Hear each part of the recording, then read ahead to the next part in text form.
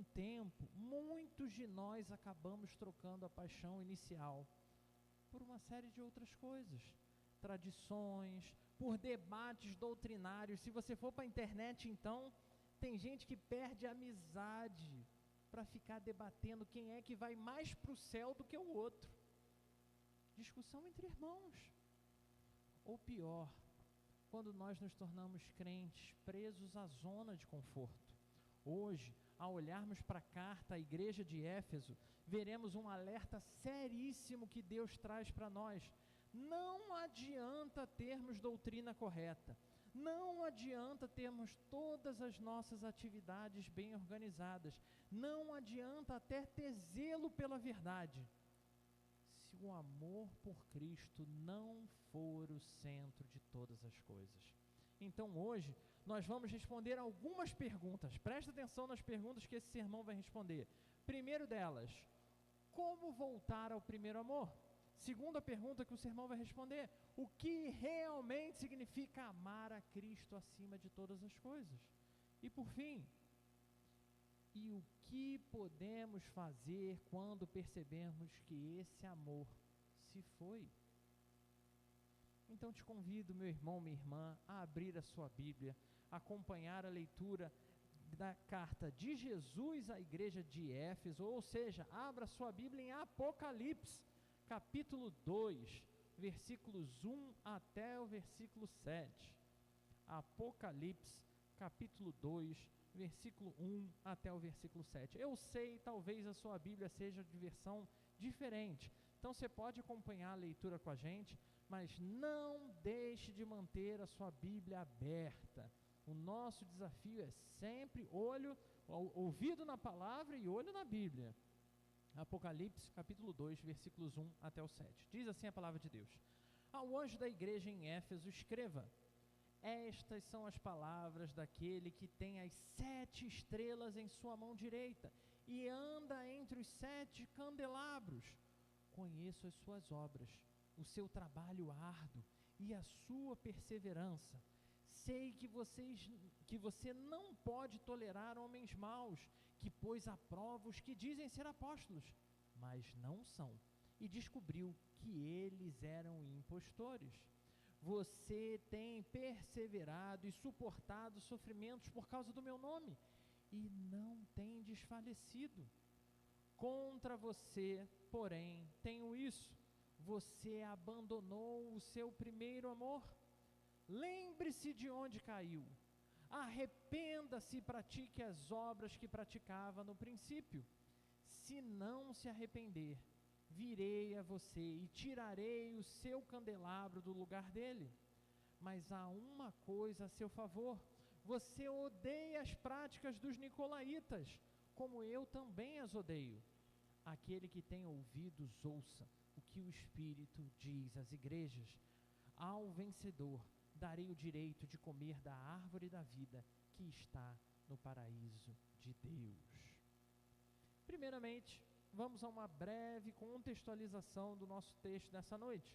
A igreja de Éfeso era uma igreja fervente, forte, conhecida por sua ortodoxia doutrinária, ou seja, era uma igreja que sabia no que ela acreditava, tinha convicções, era uma igreja zelosa e capaz de enfrentar até falsos mestres. Quando surgia, não se sustentava ali. Era uma igreja extremamente ativa, com muitas obras, perseverante nas tribulações. Esse texto é incrível. De todas as 7 igrejas, essa é a que mais recebe elogio. Aos olhos humanos, irmãos, parece a igreja perfeita. É a igreja perfeita. Era a igreja que qualquer um facilmente gostaria de fazer parte, porque ela tinha tudo do melhor. Mas Jesus revela que tinha um problema sério ali dentro. Eles haviam perdido, se esquecido do primeiro amor. A igreja estava certa na doutrina, mas fria no coração. Ela estava certa nos encontros, ela estava certa nos estudos, mas distante de um testemunho extraculto para as pessoas do lado de fora. Era uma igreja carinhosa demais com todas as pessoas de dentro, mas uma igreja indiferente àqueles que visitavam e eram de fora. Faziam tudo certo, mas sem a motivação principal, que é o amor por Cristo. Seu apego a detalhes tinha gerado um problema extremamente profundo naquela prática. Essa mensagem precisa ser um alerta para todo cristão, e muito além da nossa igreja, porque não foi pensado em nós primeiramente, foi pensado na igreja de Éfeso, mas dedicada a todas as igrejas da face da terra.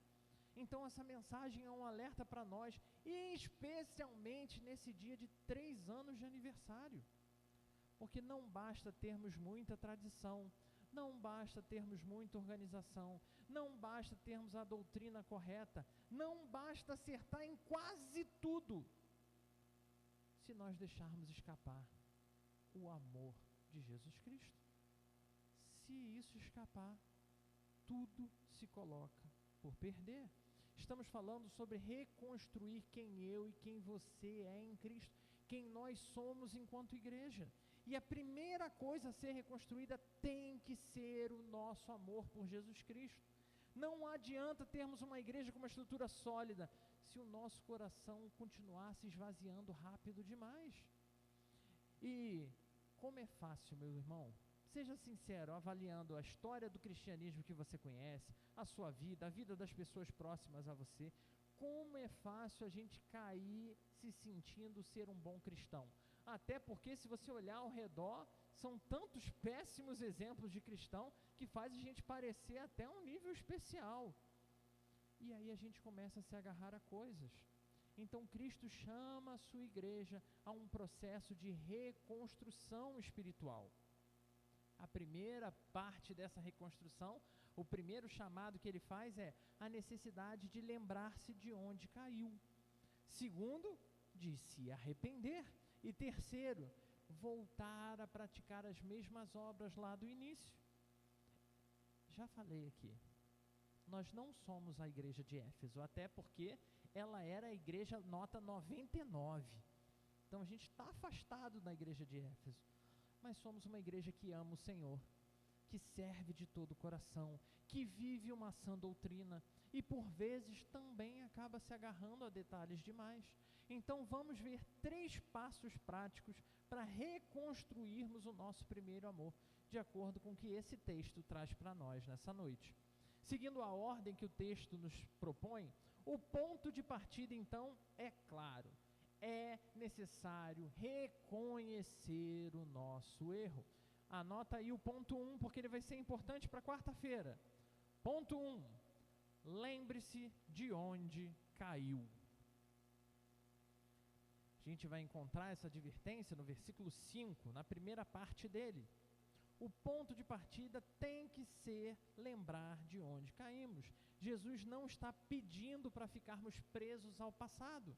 O que ele está fazendo aqui é nos chamando a fazer uma avaliação honesta de como eu e você chegamos onde nós estamos.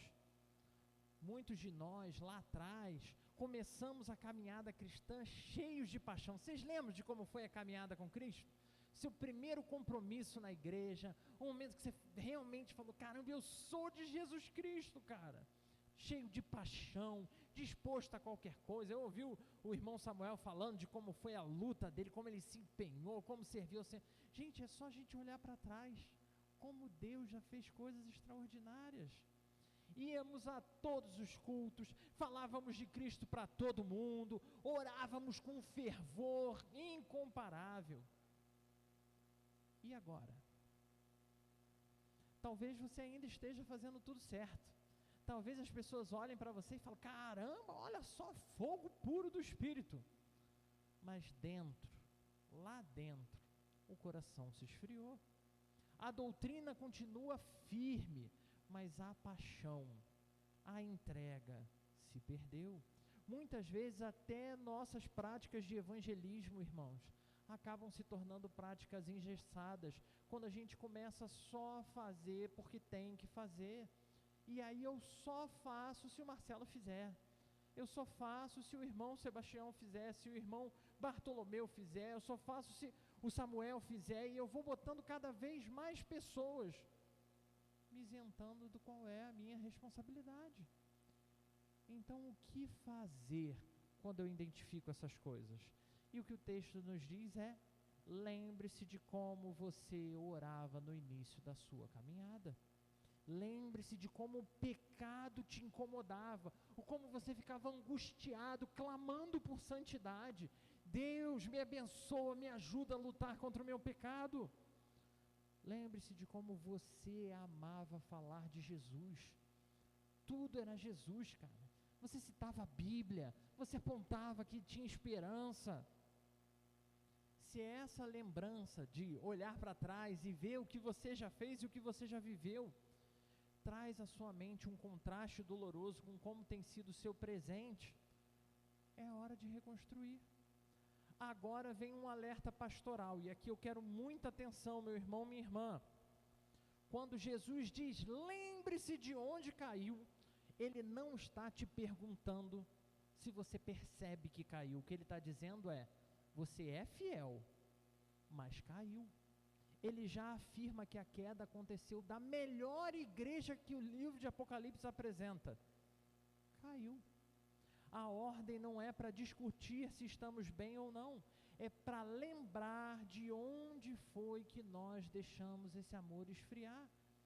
Isso revela algo extremamente precioso. A queda espiritual nem sempre é percebida de imediato, porque a vida continua, e a gente ama Jesus, então a gente vai fazendo as coisas. Podemos estar extremamente ativos, extremamente envolvidos, cheios de atividade religiosa, e ainda assim caminhando distante do primeiro amor. Essa ordem direta é um alerta sério contra o que a Bíblia chama de cegueira espiritual, que nos faz acreditar que só porque estamos ocupados com atividades para Deus, estamos automaticamente bem com Deus. A igreja de Éfeso tinha excelentes obras, tinha boa doutrina, era perseverante, mas havia caído sem perceber.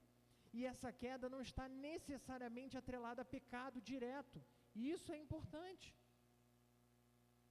Mas sempre, todas as vezes que olhamos para a queda, esta queda está relacionada a esfriamento do coração, endurecimento do coração. E a pergunta que surge para nós é, será que conseguimos olhar para a nossa jornada com Deus e enxergar aonde foi que eu e você caímos? Não se trata apenas de perceber que estamos fracos espiritualmente. O que está sendo chamado a atenção aqui é para entendermos onde foi que toda aquela paixão, toda aquela dedicação, todo aquele fogo se esfriou. Onde que o foco da nossa vida mudou, onde o amor se transformou em obrigação. Se não conseguimos identificar a causa, não tem como seguir em frente, porque não tem como corrigir um problema que a gente não reconhece. A ordem de Jesus é clara, não adianta seguir em frente sem corrigir a base do relacionamento com Ele. Antes de avançar, precisamos olhar para trás, precisamos lembrar onde foi que deixamos o primeiro amor, porque a reconstrução só faz sentido quando reconhecemos as rachaduras que precisam ser consertadas, não pelas suas mãos, meu irmão, minha irmã, mas pelas mãos do próprio Deus. Se lembrarmos de onde caímos, a próxima pergunta que surge então é, o que fazer com essa lembrança? O que fazer se eu olho para trás e vejo que eu já vivi tudo isso? Porque não basta só sentir saudade do passado e dizer, como eu já ouvi, né, dos irmãos mais experientes, na minha época de mocidade, a gente parava a Madureira, a gente fazia a vigília que lotava tudo e o povo se convertia. Lembrar do passado é bom, lembrar do passado é necessário, mas é preciso agir para corrigir o presente. Isso nos leva ao nosso segundo passo dessa noite. Ponto 2, anota o segundo ponto aí. O segundo ponto é, arrependa-se. Ainda no versículo 5, somos chamados necessariamente a nos arrepender, e é o próprio Jesus que diz isso. Quando ele faz esse convite, esse chamado ao arrependimento, ele está nos chamando a algo muito mais profundo do que apenas sentir remorso, do que apenas sentir aquela culpa momentânea. Ai, Deus sabe, tanta coisa aconteceu na minha vida, tão difícil. Quando a gente vai no original, nesse texto, a gente descobre que a palavra usada aqui, nesse texto, é uma palavra que os crentes modernos adoram. Sabe qual é a palavra? Metanoia. O que significa essa palavra? Mudança de mente, mudança de direção, mudança de atitude, é uma mudança completa. O arrependimento verdadeiro não é apenas uma reação emocional, é uma decisão consciente de abandonar qualquer caminho que pareça errado, para voltar para o caminho do primeiro amor. E aqui está o ponto crucial: sem arrependimento também não dá para continuar reconstruindo.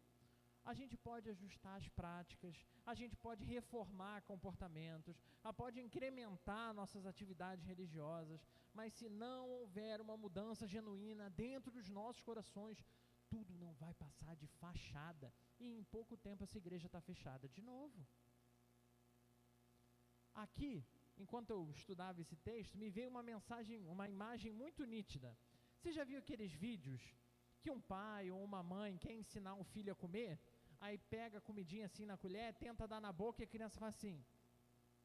Aí ele pega um ursinho, coloca um ursinho do lado, dá umas chineladas no ursinho e faz o ursinho comer. Vocês já viram esses vídeos? Quando pega ali a colher e estende para a criança, o que a criança faz? Pau! Mete o bocão e engole a colher. Por quê? Porque ela não quer levar aquela surra que o ursinho levou. Ou seja, a pergunta que surge aqui para a gente é: será que essa criança aprendeu o que ela precisa comer? Será que ela entendeu naquele momento que é melhor comer do que apanhar? Será que ela de fato entendeu o que era importante com toda aquela mensagem? E eu posso te garantir que certamente não. O que ela desenvolveu foi medo, e ela não quer ter que passar por aquilo. Ou seja, mudar algumas atividades não significa que nós aprendemos, não significa que houve uma mudança no nosso coração. Logo, mudar, e eu vou citar um exemplo nosso claro, mudar de culto de doutrina e oração para núcleo missionário só impactará a nossa igreja se os corações abraçarem a reconstrução. Se não, vai mudar, e o que eu vou fazer? Eu gostava mais quando... Tipo o Chaves, né, que queria ver o filme do Pelé. Eu gostava mais quando era culto assim. Eu gostava mais quando era culto assado. Para isso, é necessário estar, de fato, aberto ao que está sendo proposto. Estar aberto a toda transformação que o Senhor está fazendo. Nenhum ato é feito sem orar primeiro. Mas vamos voltar ao tema do arrependimento, porque o arrependimento é extremamente importante. Por que esse arrependimento é importante? Porque, em primeiro lugar, ele reconhece a santidade de Deus. Então, meu irmão, isso significa que eu, Felipe impuro, sempre estarei aquém e sempre terei motivos para me arrepender. Quando nos arrependemos, estamos reconhecendo que Deus tem razão e que precisamos dele na nossa vida, que precisamos da vontade dele no nosso coração, independente da minha vontade, independente da minha experiência. O arrependimento é importante porque ele também é responsável por restaurar a nossa comunhão. O pecado rompe a nossa intimidade com Deus, é isso que a Bíblia fala. E o arrependimento é o único caminho para restaurar essa relação entre você e Deus. E se o arrependimento faz isso, é porque o arrependimento é o único caminho para restaurar essa relação. Não busque estar mais... Então, Deus me livre. Então, busque estar mais perto, busque estar mais envolvido, mais comprometido, mais por dentro do que vai ser feito. E por fim, o arrependimento é importante porque nos livra do peso da culpa, que é totalmente atrelado ao pecado. Não há nada mais libertador do que confessar a minha e a sua falha e receber o perdão completo que Jesus Cristo nos dá.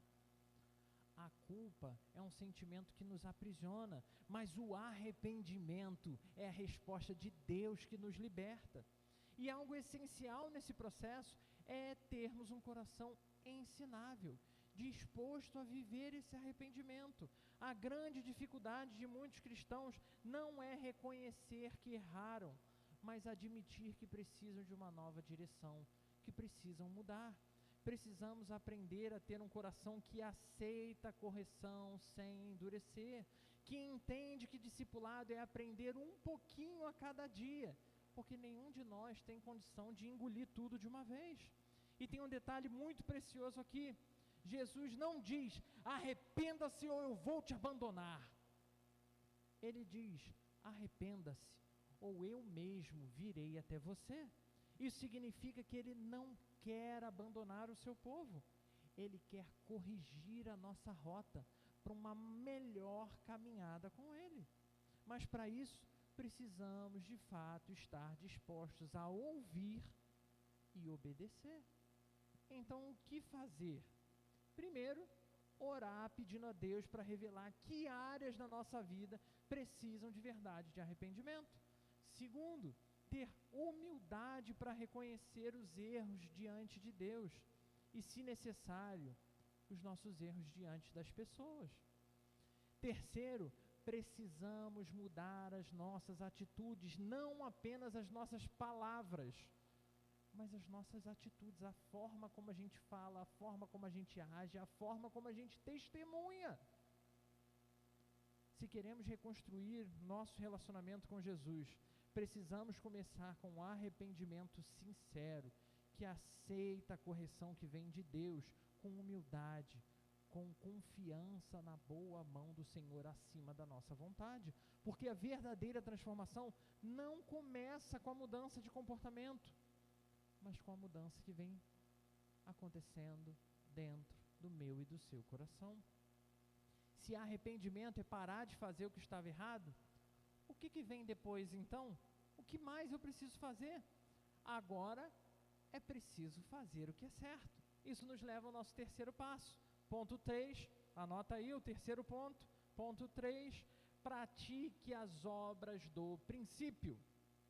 Talvez o seu princípio seja da semana passada, talvez o seu princípio seja de 80 anos atrás.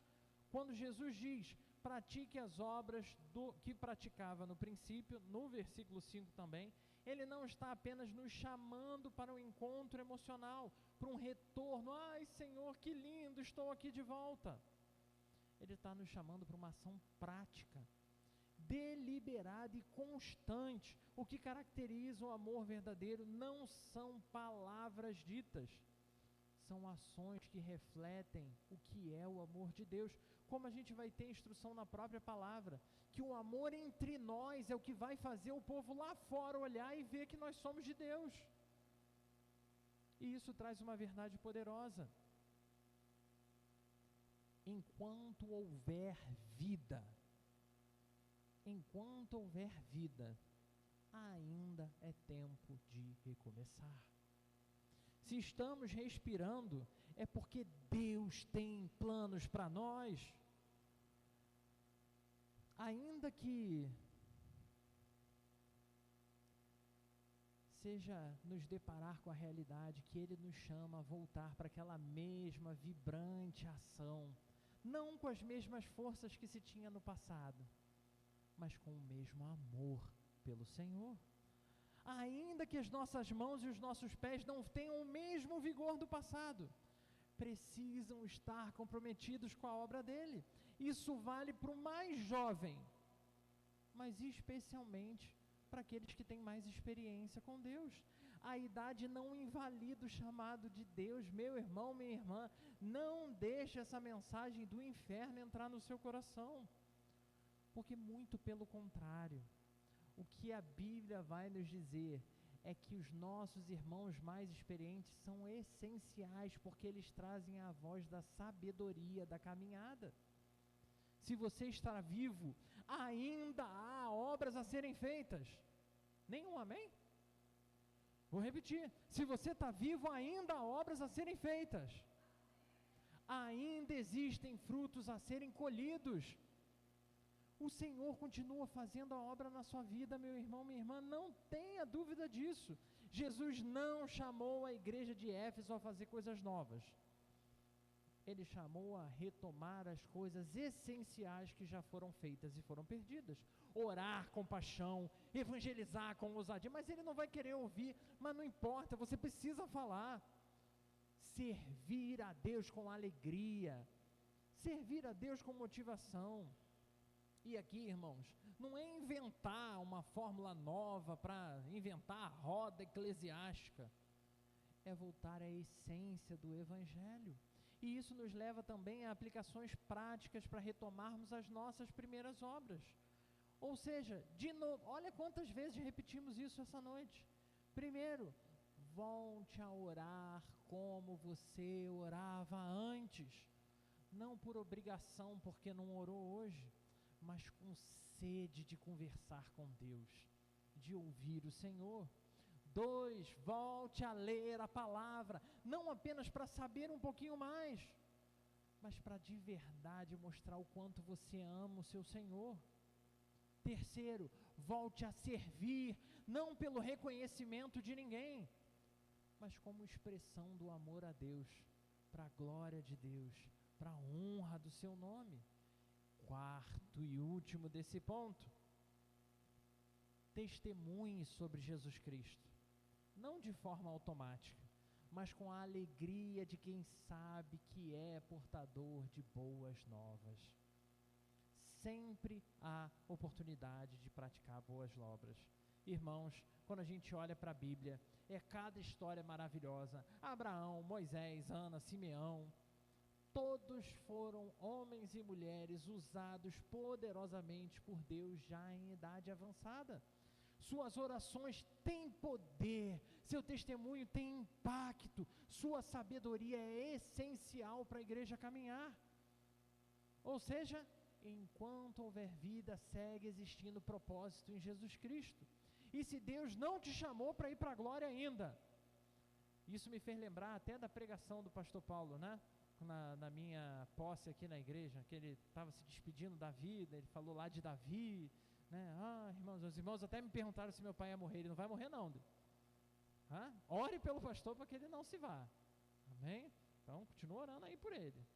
Ele só estava emocionado, né? Mas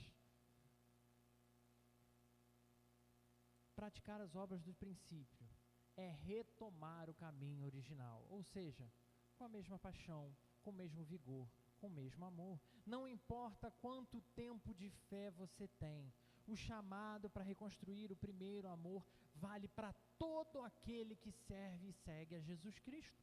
Todos nós somos chamados a viver esse retorno ao primeiro amor. Se você percebe que de alguma forma esse amor foi afetado, hoje é dia de recomeçar de novo. Não importa o que ficou para trás, Cristo te chama a fazer novas todas as coisas, e Ele promete dar toda a força que for necessária, para que eu e você consigamos terminar a caminhada, a corrida da fé.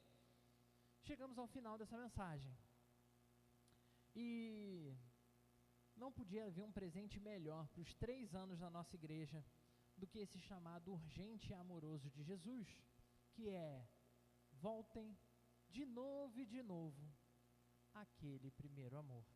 A carta à igreja de Éfeso não foi enviada para condenar a igreja, ela foi enviada para restaurar, para dar uma nova chance, para reconstruir aquilo que foi perdido. E hoje, essa carta chega até nós como um convite poderoso para recomeçar, para redescobrir a paixão por Cristo, e para isso juntos, sermos igreja do Senhor nesse lugar.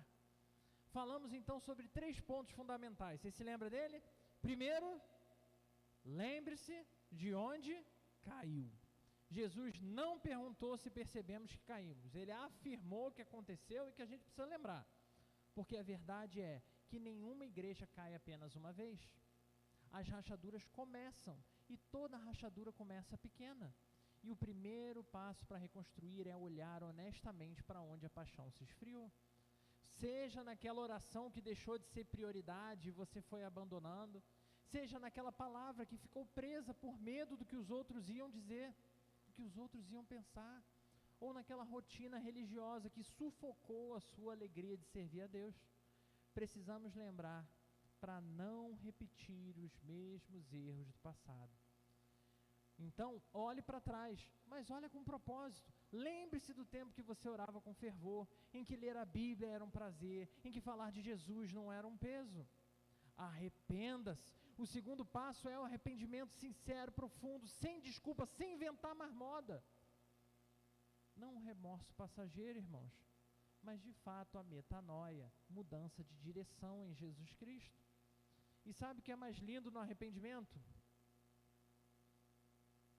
O Senhor continua de braços abertos para nos receber em cada uma das nossas mancadas arrependidas. Deus não nos rejeita enquanto seu povo. Ele simplesmente promete nos restaurar quantas vezes forem necessárias. E terceiro, pratique as obras do princípio. E por fim, Jesus nos chama a retomar tudo que você já fez de melhor na vida com o Senhor. Você hoje está dando o seu melhor absoluto. Nenhum outro momento da sua vida você fez mais do que você faz hoje. Então é tempo de voltar. E isso envolve, irmãos, oração, serviço com alegria, testemunho com coragem, amor genuíno. E o amor genuíno por Cristo precisa se refletir no amor genuíno pelas pessoas. Não subestime o impacto da oração, não subestime o impacto do seu testemunho, por onde você passa, as pessoas com as quais você fala, a forma como você vive. Deus continua nos chamando a viver e demonstrar que há esperança para todos nós, para todos os que estão perdidos lá fora. Então, há esperança de recomeço em Jesus Cristo. E talvez você esteja aqui hoje e nunca tenha experimentado esse tipo de amor. O amor que transforma, que perdoa, que dá esse novo começo. Talvez a sua ideia de Deus seja uma ideia de um Deus distante, cheia de regras, impossível de se seguir.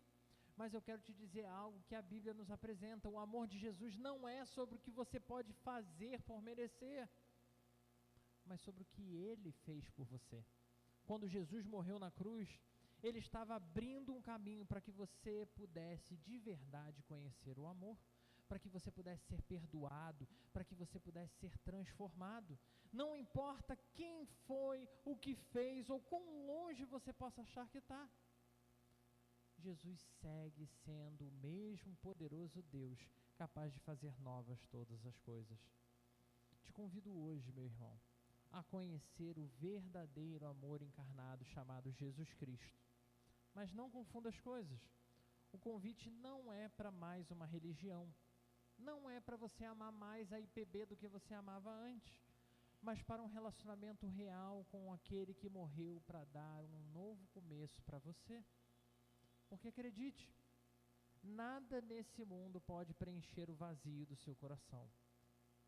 Só o amor de Jesus. Essa carta à igreja de Éfeso não poderia ter um momento melhor para cair para a nossa discussão, porque ela é esse chamado a lembrar, a retomar, a reviver. É um presente que nos lembra que ainda há tempo de recomeçar e reconstruir, que ainda há tempo de amar a Jesus e aos nossos irmãos com a verdadeira paixão. Podemos enfrentar o que for, desafios, críticas, difamações, resistência, perseguição, pessoas tentando minar as mudanças na sua vida, mas se Cristo segue sendo o seu fundamento, nada vai impedir essa grande obra que Ele começou em nós. Não podemos voltar ao passado, não precisamos voltar ao passado, mas precisamos voltar ao primeiro amor. Então que tal fazer desse aniversário um marco desse novo começo, dessa nova jornada? Que tal decidir hoje como igreja que não somos mais conhecidos, não seremos mais conhecidos apenas pela doutrina correta e pela tradição, que seremos reconhecidos como a igreja que ama como nenhuma outra igreja ama. A promessa de Cristo para os que voltam ao primeiro amor é clara: Ao vencedor darei o direito de comer da árvore da vida que está no paraíso de Deus. Essa promessa é para você? Essa promessa, meu irmão, minha irmã, por mais gloriosa que seja, por mais extraordinária que possa ser naquele santo e glorioso dia final, ela não é uma promessa só futura, ela é uma promessa para ser vivida aqui e agora. É uma vida plena, cheia da presença de Deus, uma vida onde o amor por Cristo é a chama que nunca se apaga. Que possamos juntos aceitar esse presente, que possamos juntos viver um novo começo em Cristo. Então, feliz aniversário. Olha para quem está próximo de você aí e deseja: feliz aniversário, igreja. Feliz aniversário, igreja. O melhor ainda há de se manifestar diante dos nossos olhos, porque o tempo de reconstruir, mais uma vez, chegou. Convido você a fechar os seus olhos, vamos falar com Deus. Deus poderoso, Deus que é Deus de fogo, Deus de ânimo, de poder e vigor, mas Deus que também se revela na calmaria, Deus de paz, Deus de segurança, Deus de tranquilidade, Deus que conduziu a sua igreja em todo o tempo de existência, Deus que nos fez chegar aqui a esse terceiro ano. Deus, nós confiamos no Senhor para nos conduzir. Diante da Tua palavra, Senhor, entendemos a necessidade que o nosso coração tem de voltar ao primeiro amor. Então segura na nossa mão, conduz-nos, Senhor, nessa jornada, para que cada um de nós, ninguém fique para trás, que cada um de nós sinta o renovo do alto sendo derramado sobre essa igreja, que cada um de nós ame como nunca foi capaz de amar antes, que cada um de nós seja exemplo vivo de que nesse lugar vivemos o primeiro amor, em nome de Jesus. Amém.